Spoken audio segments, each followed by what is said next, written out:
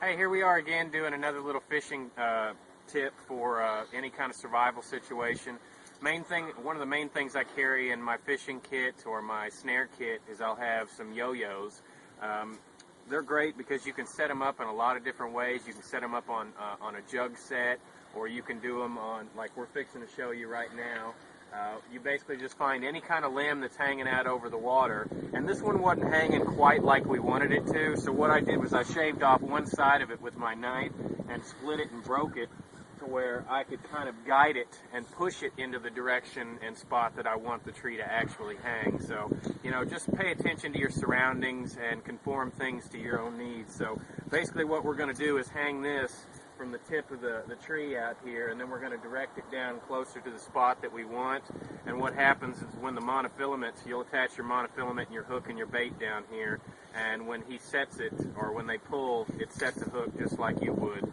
So we're going to set that up here in the next few seconds, and we'll show you how it works.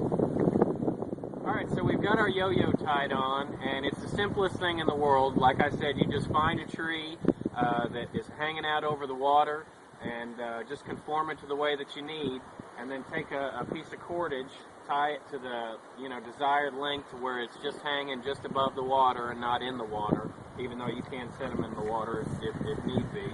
But I like to keep mine above so that when the hook sets, it'll keep tension on them, and the fish will be hanging right at the top of the water and not dragging around in stuff that he can get hung up on. So you tie your trot line to here, attach it to the tree, and it's real important to tie to this top loop here, because that's how the trigger system works, because when he pulls that, it pulls this release up, and then it sets the hook, and it'll keep constant tension on them until it wears them out, and when you come up there, they'll be, easy picking. So we're just going to set this trigger. We want to pull it to about the desired length, and in this particular case, we want about 2 feet. And for bait, live bait, that's your best bet. I put out a video earlier about minnow trap. You basically just cut any kind of plastic bottle, the top off of it, turn it in backwards. You can throw a little bait in there if you want to, but it works either way, and you can catch live bait like that, and they'll swim around on the end of this for quite a while. We've just got a little piece of meat that we've hooked on here, and I'm going to set this out.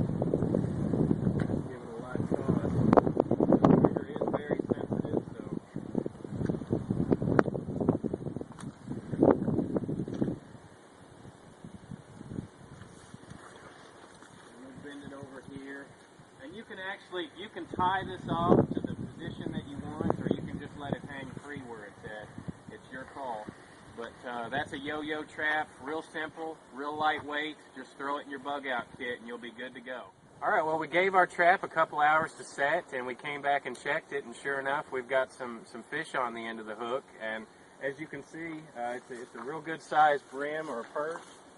And this is a perfect little dinner. You'd be surprised how many calories you're going to get out of just a little meal like this.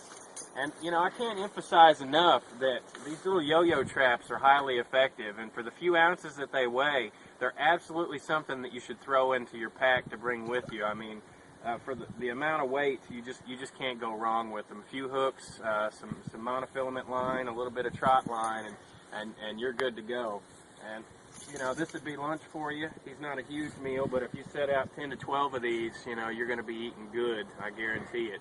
And this is just some of the things that we do out here at our class, and, hope you come out and join us. Visit us at survivalschool.us, and hope to see you out here.